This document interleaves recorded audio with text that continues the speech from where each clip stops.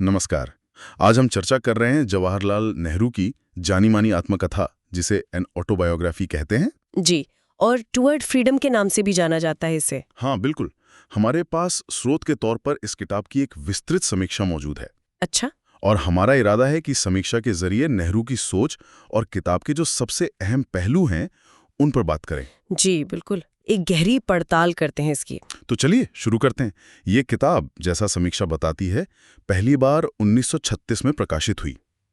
और दिलचस्प बात यह है कि नेहरू ने इसे असल में जेल में लिखा था, 1934-35 के दौरान। हाँ, अल्मोड़ा जेल में। ये बात बहुत अहम है। क्यों? मतलब जेल में लिखने का क्या असर रहा? देखिए, समीक्षा बताती है कि सिर्फ एक व्यक्ति की कहानी नहीं बन पाती अगर वो शायद बाहर लिखते। जेल ने उन्हें वक्त दिया सोचने का, अपने अंदर झांकने का। अच्छा। तो ये किताब उनके शुरुआती सालों से लेकर 1935 तक का पूरा सफर है। कैसे वो इंग्लैंड में पढ़े, हैरो, कैम्ब्रिज, एक तरह से कहें तो एक विशेषाधिकार वाले माहौल से आए थे। और फिर धीरे धीरे भारत की जो असलियत थी, गरीबी, संघर्ष, उससे उनका सामना होता है। और फिर वो एक राष्ट्रवादी नेता बनते हैं। समीक्षा में गांधी जी के प्रभाव का भी जिक्र होगा। बिल्कुल बिल्कुल।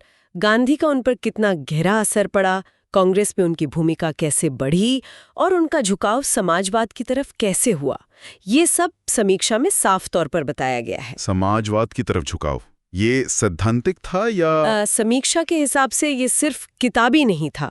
वो भारत की समस्याओं, खासकर गरीबी का हल ढूंढ रहे थे।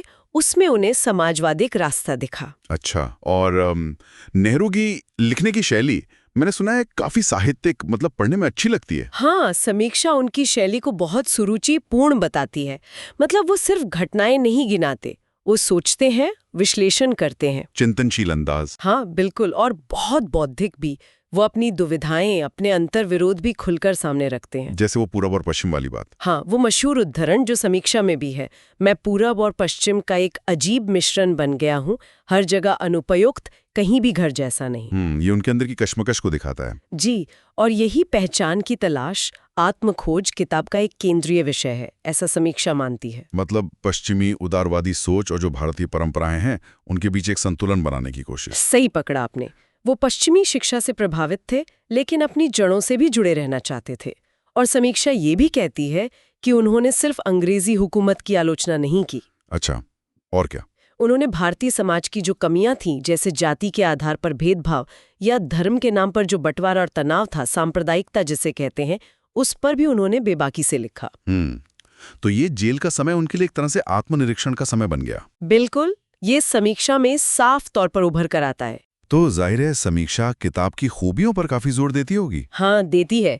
इसकी ऐतिहासिक जानकारी तो है ही, नेहरू की जो मनोवैज्ञानिक गहराई है, अच्छा। जिस तरह वो अपने मन की परतों को खोलते हैं, और उनका संतुलित नजरिया, वो अपनी शंकाओं और कमजोरियों के बारे में भी ईमानदारी से लिखते हैं, जो नेताओं की आत्मकथाओं में कमी मिलता है। ये तो है, ये इसे ज्यादा मानवीय बनाता है। सही कहा। लेकिन समीक्षा क्या कुछ सीमाओं या कमियों का भी जिक्र करती है? हर चीज परफेक्ट तो नहीं होती। नहीं, बिल्कुल नहीं। और एक अच्छी समीक्षा को ये करना भी चाहिए। हाँ। तो समीक्षा कहती है कि कुछ लोगों को भाषा थोड़ी मुश्किल लग सकती है, थोड़ी बौद्धिक। अच्छा। और दूसरा, ये मानना होगा कि ये नेहरू का अपना नजरिया है, व्यक्तिपरक है। तो हो सकता है कुछ समकालीन नेताओं, जैसे शायद बोस का जिक्र, या कुछ विवादों पर उतनी गहराई से बात ना हो जितनी कोई उम्मीद करे। ये मुमकिन है। खत्म हो जाती है। हाँ, ये तो बहुत अहम बात है। मतलब आजादी की लड़ाई का आखिरी दौर। हाँ, वो पूरा निर्णायक दौर, फिर बंटवारा, आजादी, ये सब इसमें नहीं है। जाहिर है, क्योंकि पहले लिखी गई। तो फिर सवाल उठता है कि आज के समय में इसकी प्रासंगिकता कितनी है?